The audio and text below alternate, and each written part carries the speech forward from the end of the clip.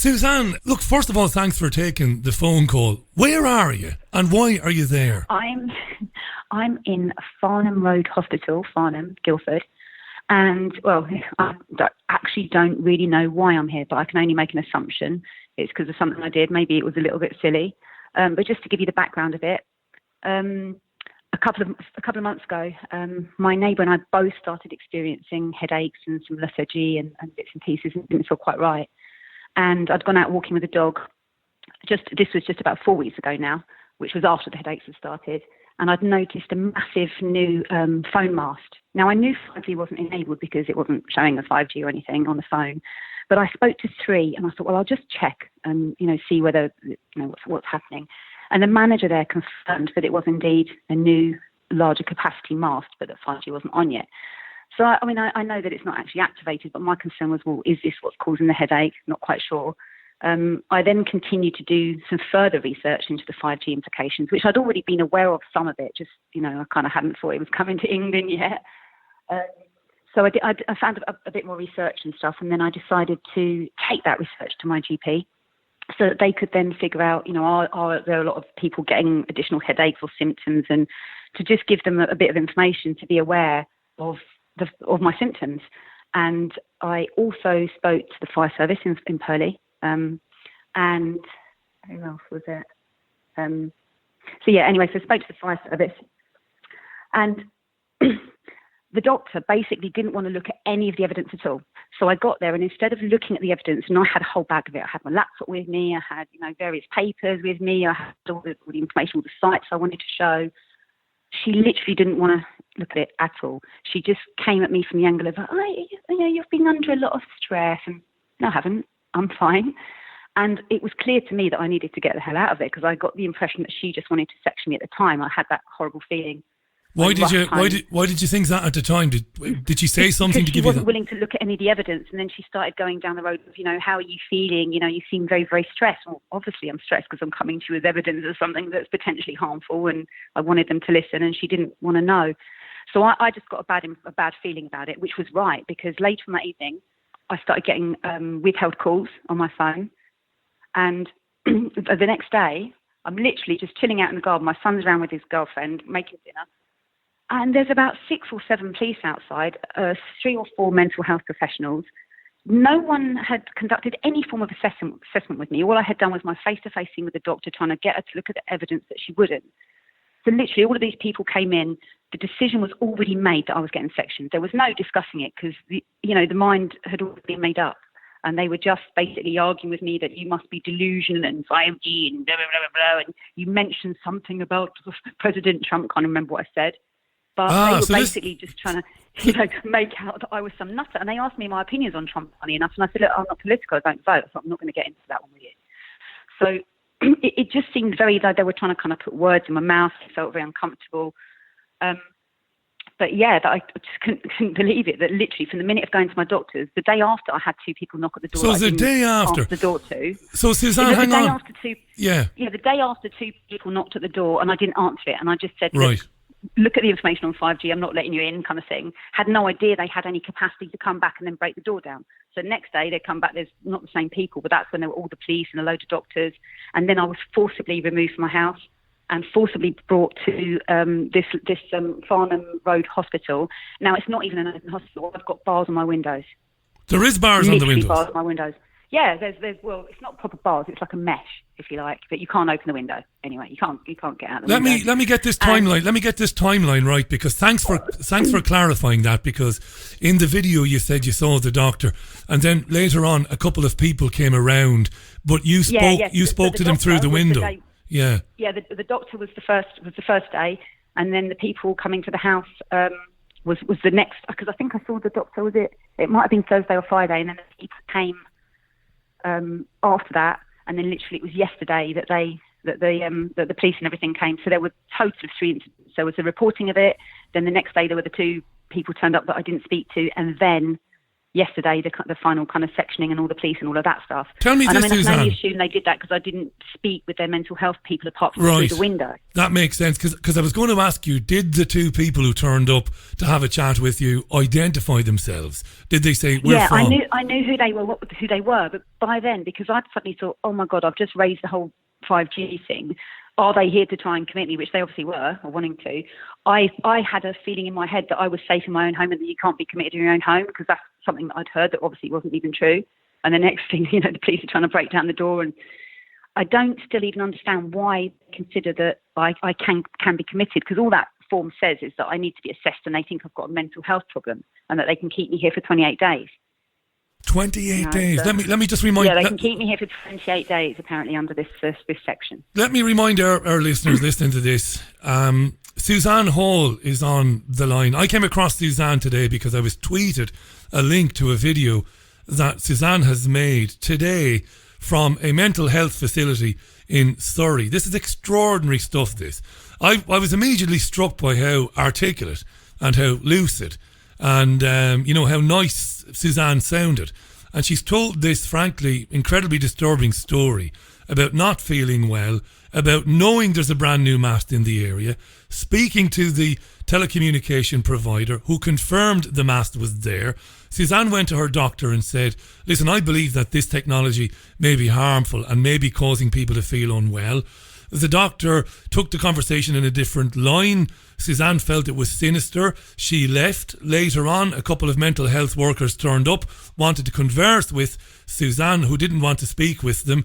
And then later on, the following day, the police and an ambulance and mental health workers come along and tell Susanne that she has no option but to come with them where she's going to be assessed. And amazingly, she's speaking to me today from a mental health facility in Surrey. I just can't believe this, Susanne.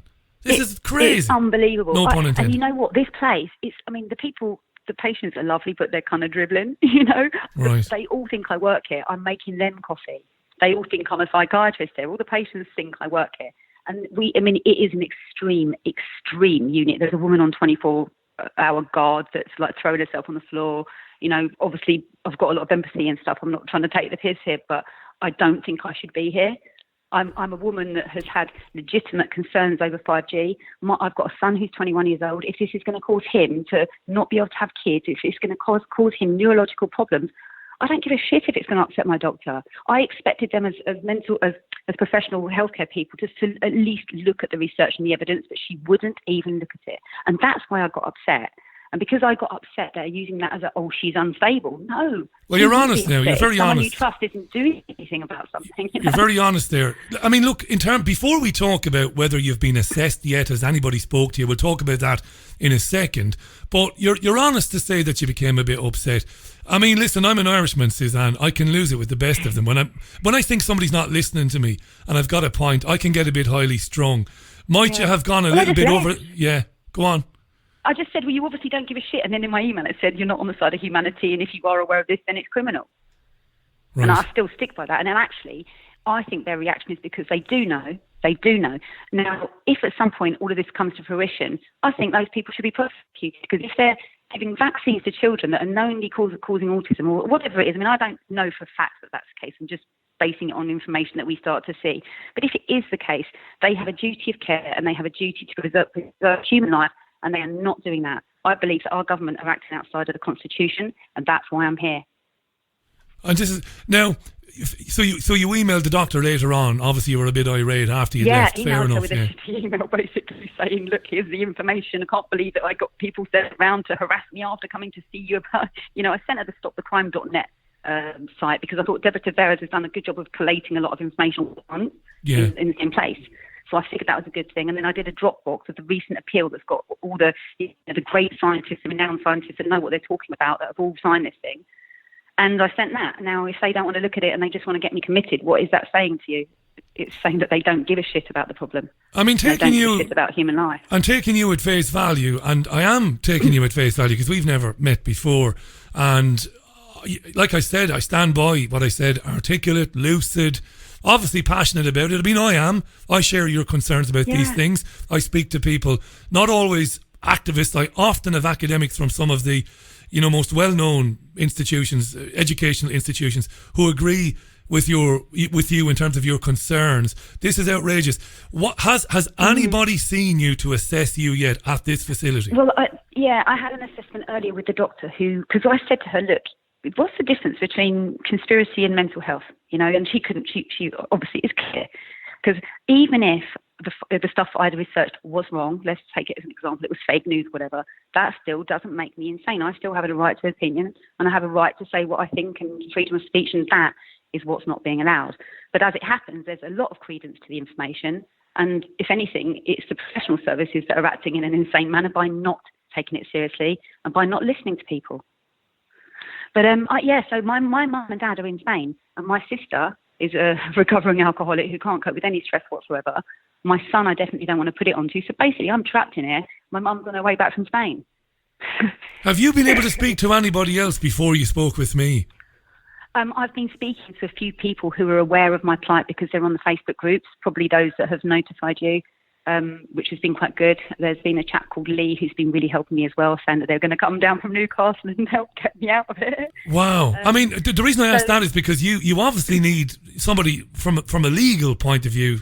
Well, you need help, right? Now that they're saying they might let me out, it might be Friday, but the question is, do I need to wait till then? I just don't know. It looks like I might have no choice, because there's another option where you can go to kind of a tribunal thing, but that's 2 weeks.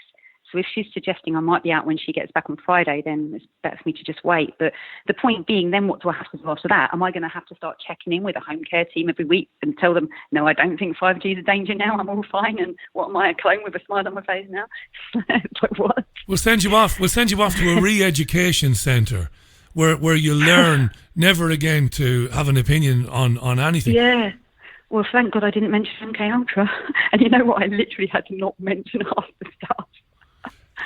Oh my God, I just can't, it would be so good if we had a big cleanse of the swamp over here, wouldn't it? But at the end of the day, my concern is that this can happen to me, and I'm a professional woman who's worked for 20 years, project manager in a professional capacity. It can happen to anyone.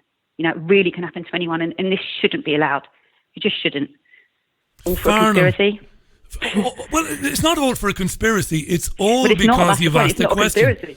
Yes, you're asking questions. Listen, only this week I had a professor emeritus from Washington State University on this program saying that, wait for it, Susanne, saying that when this is rolled out eventually, we're going to see on a massive scale infertility. Basically, nobody will be born. He reckons it's going to be the death of birth. And this is an academic, not a conspiracy theorist. He's an academic. Yeah. And I'm worried about it. To add to that, I used to wear my BlackBerry around my waist for many, many, many, many years, and I suffered a significant number of miscarriages, which I now believe could have been relating to that. Now, I don't know about other women. I don't want to start getting people worried and upset about this stuff, but it is an important thing to think about, because we don't know. Maybe at that time 3G was even causing a problem. We really don't know the true effects of this stuff, and we don't know how it's affecting fertility because we're not getting true statistics, because we're just not getting honesty from the government, and that's why there needs to be a significant change. There's not been a single human health impact study done on this technology. This is just going to go ahead without any testing of it, without any looking at it, despite many men and women, again from academia, saying, listen, this is very dangerous and this should be properly, thoroughly researched before being applied, but they're just going to roll it out. And that's the way it is. They don't care. And the point is, we don't even need faster than 4G at the moment. And why the hell do we want to get a shitload of ugly looking antennas putting up? It's going to look like all those solar wind things do. It's going to be everywhere. It's going to look hideous, and there's going to be no escape. They're also on the motorway just outside my house, just down the road from my house. It's like about a mile away. They are installing smart meters in motorways now. So you're going to have you've got your Sky Q box. You might have one in each room. That's 4 lots of Wi-Fi. And your phones. That's another 4 lots. And then you've got your smart motorways. Then you've got smart bloody everything, haven't you? So literally, and if this is all going to be thrown at us at 400 times the radiation we're currently getting, if it's 400 times, I think it was around there, then you can imagine the consequences. You won't be able to get away from it, is what you're saying, and that's right. You won't be able to get away from it. And they plan to put it everywhere. And that is the problem. And the thing is, we don't need it. Who was asking for it? Who needs it? I don't need it. Do you need 4G? Perfectly fine. Perfectly quick, yeah. Absolutely. Yeah. There is no need for it. And if anything, the current Wi-Fi, the current routers and stuff could be made better. They could be protected more for us to stop these harmful signals. There are ways to make these things safer, but they're not doing it. My God, Susanne. So this is what needs to change. Now, I'm not an expert, but then there's a guy, I can't remember his name, Brian someone, Deborah Fitzgerald had put him on one of her documentaries, and he did state that they needed to conduct at least 15 years worth of tests, and they were told to do one lot of testing in 15 minutes and the other lot of testing in 10 minutes. So they got the right results, but obviously you're only doing it for 25 minutes. The phone wasn't put on somebody's ear, the phone was on a desk. It wasn't on somebody's person. That's right, it wasn't in their desk. pocket. And if you look at the small print, they'll always recommend, well, you should use your headset piece anyway. But most of us don't know that. We don't always have a headset to hand. And the worst thing is if you've got little babies that are playing on mum and dad's iPad. It was nice of you to say earlier on that when you talked about your miscarriages, and look, I don't know what that's like, but when I say I'm sorry to hear that, I genuinely mean it. And you were right to say that, look, I can't prove one way or the other, but I'm going to say, if you are pregnant and you're listening to this program, or you do have very young children, don't have those phones anywhere near your body. Just don't. No, not at all. Simple as that. Not at all. And it kind of defeats the point of the phone as well. But what I do always now as well is put your phone on Wi-Fi mode at night. Try to put it on Wi-Fi mode when you can. And apparently, if you have a number of cars in a phone, it's meant to be extremely dangerous as well. So that's another thing to think about. And to not use things like the GPS. But then we're getting away from the whole point of these phones. And actually, maybe we need to reconsider our use of them. Maybe there needs to be something, or we need to make sure we don't go past 4G and we actually look at the existing 4G and we make that safe. 5G, I just can't understand. Whoever's put this in is a psychopath, to be honest. Whoever designed this plan, whoever come up with the idea of it, they're a psychopath, because this is not what humans need. Why do you think the bees already are dying out? We know it.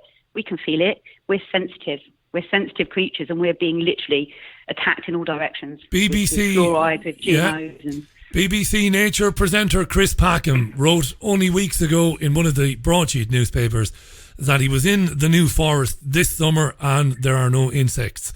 Why is that? Why have insects disappeared? Why did I drive to Cornwall 5 weeks ago? I drove 7 hours down from Manchester. I got into Cornwall. I did not have to wash bugs off the windshield. Why? Yeah. It's unbelievable. In your face. I cannot believe I'm speaking to you now. I'm not trying to oversell this. You are on Farnham Road in Surrey. You're in a mental health facility. In a mental hospital. Where you're being kept against your will. They haven't lithiumed me up, but that'll be the next step. I mean, if they force medicine on me, then you won't get any coherence, and that's my absolute dread. Because I don't take any drugs or medication. I don't think they can do that. I mean, later on they might ask you to take. They can. Yeah, apparently they can. When did you go in again? You went in last night, did you? Yesterday. I mean, you know what? The funny thing is, a policewoman came up with me while I got just a couple of bits, and she knew that it was wrong. And I was like, is there anything she can do? She's like, I don't know. I said, no, I can do. And literally, they knew it was wrong. Because I was like, this can't be legal. How can I do this? Of course it's wrong. Literally, I was perfectly sane. I mean, yes, I was upset and I was walking very quickly, like I always do. But it just, I just literally couldn't believe it. I felt sick. I didn't sleep a wink last night. I feel sick as a pig. I'm a type 2 diabetic and I have a very special diet because I don't want to take metformin. That makes you sicker. And so literally there's nothing for me to eat. I'm eating bananas. So they're going to maybe work on allowing me to go escorted out with a credit card at some point to buy some suitable food. But you'll be escorted? Yes. In case I run away. I mean, you're not suicidal. You're obviously not suicidal. Not at all. Not at all, right? So who else could you be a danger to? I've been passionate at trying to promote the information and awareness of things that I think are, not doing us any favours. Like, we all know that Monsanto just got sued. Was it 229 billion for the fact that the GMO food over glyphosate? That's right. Non-Hodgkin's lymphoma. So, if I'd have said to the doctor, "Oh my God, I don't want to eat food from Aldi that's got GMO" a year ago, what would I have been committed then, as well? That's a great point. It's silly. And then one of the doctors, when he was speaking to us, do you really think that the government are going to allow you to put up these cell phone towers if they're dangerous, Suzanne? And I said, well, what happened with smoking? What happened to the tobacco industry? But, I mean, literally, the guy that was trying to sex me was he was awful. He was just a patronising, condescending, even want to say. But to me, I was under attack from all angles, and it was awful. It was bullying, it was harassment. It was a very scary, intimidating position to be in, you know. I can't imagine it. And you have my genuine sympathies there. Is there anything at all? I mean, this will be going out on the radio in a couple of hours' time. But in the meantime, is there anything I can do for you? And, you know, is there anybody I can call? I mean, it's great that you have the phone there at least and you can chat. But is there anything I can do? Or do you think there's anything any of our listeners might be able to do? What I'd like to do is, I mean, I'm hoping I'm going to get out of here. I don't want to make too much of a fuss until I do. But what I'd like to do, I think we should be able to take them to court for what they've done. I think we need to put exposure on the other side. I think we need to put them under the limelight. How? I don't know. We need legal professions that understand the law. We need professions that understand our constitution, that can get back to our constitution. Because at the minute, I don't think there's any form of law.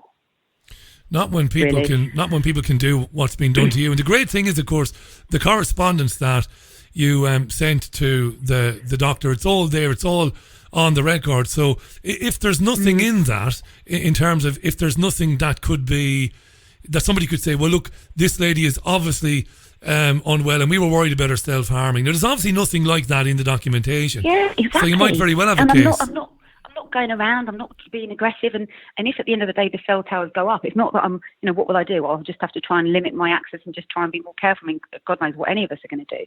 But it's as if they seem to think, what do you think I'm going to go around and start attacking people? Like, honestly, I'm not an aggressive person whatsoever, so it just doesn't make any sense. So to me, I just don't think they had any real reason. I think that the doctor was concerned because I think she knows. Now, another thing that was weird was when I first called up, I spoke to a receptionist that I've known for years, and I explained about this 5G, and she said, well, I know what you mean, but what can we do? So I thought, okay. I said, well, we need to change. We need to make a change. Her name was Maggie. Now, so this was on I think it was the Thursday or the Friday when I'd first gone. And then when I went to see the doctors on Monday, her name was Sue Crispin, the manager of the practice. Maggie was like, she's really busy. She won't be able to see you. But I kind of said, look, I really need to see. I've got a load of information and evidence. Maggie's like, leave it with me. I'm like, I'm not leaving with you. I'm not leaving it with you. Yeah, you want to leave it personally. And then I waited to speak to the doctor, who basically told me to bugger off. But the thing is, Maggie before that had been like, I know what you mean, but what can we do? But when I came to see her to speak to the doctor, I hadn't got an appointment, by the way. I just showed up very early at 8 o'clock in the morning because I was like, I need to speak to the doctor to show this information because I knew it was all three related and to the new mask and stuff. And Maggie's attitude was very, very different. And literally, Dr. Crispin hadn't wanted to see me. Now, if you think someone is having a mental breakdown, wouldn't you want the doctor to sit with them straight away? That didn't happen. They were trying to send me away. But I tried to insist to speak to the doctor, and then, as a result, have ended up here. So to me, it wasn't a welcome in. They didn't want the information. She wanted me to leave the evidence so they could probably throw it away. Yeah, I mean, she's not here to defend herself either. I've got to point that out. And her actions, look, I don't agree with what has happened to you, and I share your worries and your concerns about this technology. But I'm also well aware that many doctors and many healthcare practitioners, they're not protecting anything. They just genuinely don't believe us. They don't. And she might have felt, and I'm sure she would argue, that she felt that she was acting in your best interest. Now, she wasn't, obviously, but maybe she felt she was, and she's not here to, to say otherwise. But it's terribly wrong for me to be speaking to you now on a Tuesday afternoon. Again, I go back to what I said earlier on. Lucid, articulate, obviously bright. I'm not patronising you by saying that. That's what I got from the video. And you've been very candid about your worries about this technology, the way you express them. You're forceful and you're determined to be listened to. Again, there's no problem with that whatsoever. For you to end up in there is an outrage, in my opinion. That's just my opinion. It's an outrage. Well, I think the reason for it was because I mentioned the genocide plan in that email. Now, the reason I mentioned that was because Deborah Tavares, when she talks about the burning of Northern California and the directed energy weapons and the 5G, she mentioned Agenda 21, 2030 quite a lot. And you mentioned this to the doctor, did you, Suzanne? You mentioned Agenda 2130. When on the email that I sent, I wrote, I think I said something like the guise of climate action plan and Agenda 2130 and genocide. I think I'd mentioned those things in there because they were specific to the information I was linking to from Deborah Tavares. Now, they might have thought, oh, this is what she thinks, but I was more I'm not the one that's come up with Agenda 21 or the theories of what it means. Do you know what, Susanne? Do you know what? You know? On that, this is really important. You're going to want to smack me in the face now, and you can if you want. I absolutely believe Agenda 2130 is a real thing. I've had so do I, but people I talking can't about. say that while I'm in here, or I won't be let get out. Well, see, this is the thing, and this is why I wasn't. When I said I have sympathy of sorts with the doctor, I have more sympathy for the doctor now, even though you're right. It's a paradox, right? Because the doctor doesn't know anything about any of this. And when they hear it, and they hear global genocide, they think it's barmy. And they think, wow. Now, that doesn't make her right, but I can forgive that because at least she's being genuine. She thinks it's crazy. It isn't crazy, but she thinks it is. I did put the hammer down. I think I shouldn't have done it all at once. I should have done it in breadcrumbs. What do we say about two things? We talk about drinking and dialing, don't we? And then we talk about sending emails where we're very passionate. Maybe we should put it in drafts and wait for an hour and have a look at it again. But you didn't. You just sent it straight away. All right, fair enough. These things happen. The thing is, and this could be paranoia. It might not be. I've got the videos. I can send them to you. Maybe you can have a look and decide. But literally a couple of weeks ago, not even anything to do with the doctors because I hadn't liaised at that point. But I'd been posting a lot of stuff about 5G and kill frequencies and bits and pieces. Now, I'm living in a quite remote area. There was a military-style, one of these yellow and black helicopters, massive one, just going round and round my house. It was so loud, I was like, shit, like, why are they going round and round my house? Like they were looking through my windows. And I was thinking, oh, my God, I hope they're not here for me. And then at that point, I started thinking, oh, maybe I've been opening my mouth a bit much. But I'm about the good grace to shut it before I went to speak to the doctor. And now I'm here. Well, I sympathise with you. Look, I've done the amount of times I've said something and then wished that I had just kept it for myself for a while. If I had £1 for every time, Susanne. Tell you what I'm going to do. I'm going to go for now. I'm going to put this on this afternoon's programme because our listeners are absolutely desperate. I did a YouTube live stream earlier where I was just promoting the show for today and who was coming on. Yeah. And I mentioned you in the live stream. And the comments just went crazy. What's happening? What's happening to this lady? Find out what's happening. If there's any way you can send someone to get me out of it, that would be much appreciated. But I don't think it's going to happen because I think I've got through a lot of shit and tape that I'm going to have to jump through. But fingers crossed. At the start of the meeting, it's Susanne Small, SMALL, by the way. It's small, not whole, right? Small. It's small, not whole. Small. But my legal name is Sands, which is why people didn't know that I was in here because I was using a different name when I came to a bit of confusion on the name. But Small is the one I go by on Facebook. And it's Susanne Small, and if anybody wants to find Susanne, you'll find her on Facebook. And I did mention. Well, you'll find two accounts because, funny enough, my first account I got hacked out of it after sending driving license, passport, and stuff to Facebook. Couldn't get my account back, and that's because I was posting a lot of stuff at that point too. So there's two Susanne Smalls. The one with the hat on is the one that I've got access to. The one where you're wearing a hat, okay. Yeah, I know. And see, funny because I could never get my account back from Facebook, even though I sent all my evidence. So that in itself is why didn't you give my account back? Because I was doing activism stuff. I tell you what, I'm sorry you're in there, and you think you're going to have to be there till Friday at the earliest. Well, that's what they're saying. But to be honest, if the other doctor that was the one that came to section me gets back on the scene, he wanted to keep me here, and I'm just concerned as to is there something untoward going on? And are they going to try and keep me here and start stuffing me with lithium? Or am I indeed going to get out Friday? At the minute, that's what I've been told. But I feel quite afraid because I certainly don't want any doping whatsoever. Because the people here are not in a good way. Not in a good way. Right. At all. You've got, because I rang you from my mobile phone earlier on, so you've got that. So save that. And when you can, when there's an update, let me know when there's an update, when you hear something, and I'll do the best I can to get that out there. We've got a very big audience in this country and elsewhere. No, sounds good. And can you send, I know you've got me on Messenger now, would you be able to send me a link to your show and information? Absolutely. I had some nice messages from Aslan's Army as well today. And funny thing is, I've been watching a lot of Aslan's Army. I mean, I watch Patriot Soapbox. I've been looking at, all the Red Pill guys and stuff like that. So whilst I don't participate actively with these groups, I watch them. I'm very much loving them. And then I do my own little bit to try and, help on my side, and never expected to get locked up because of it. But you live and learn. You're good mood.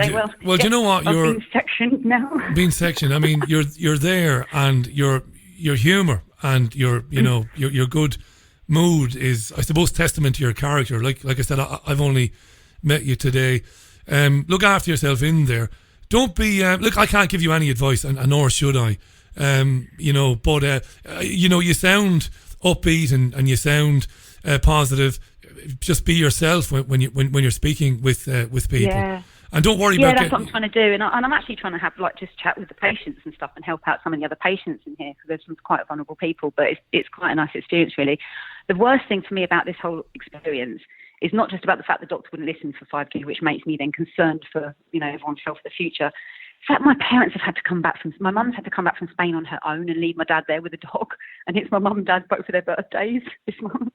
I've ruined my mum and dad's birthdays, and they're having to haul back to England because of this. And it's such a shame. It's a real travesty, Well, you need them around you. And they can't just get a flight.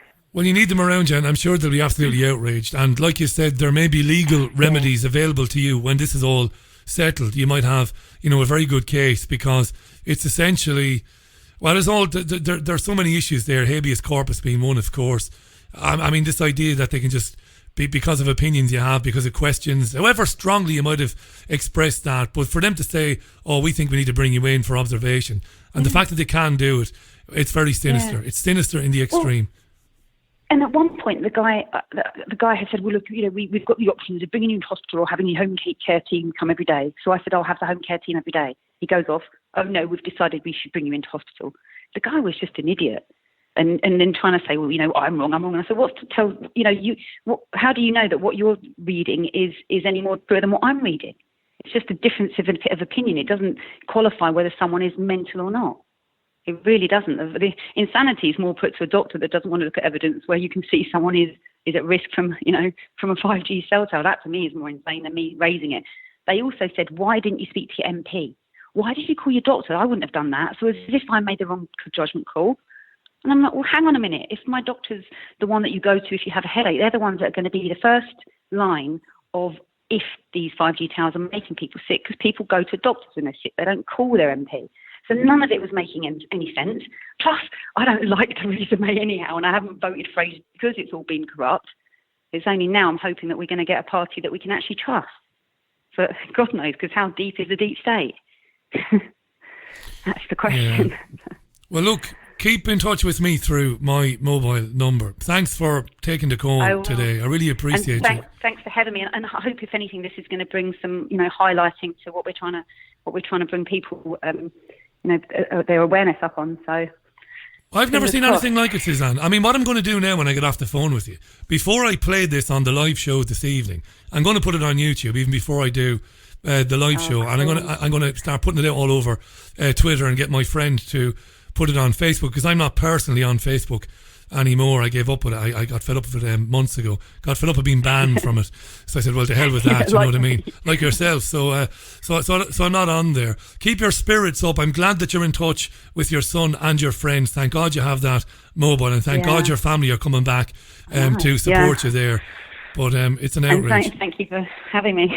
Listen, anytime.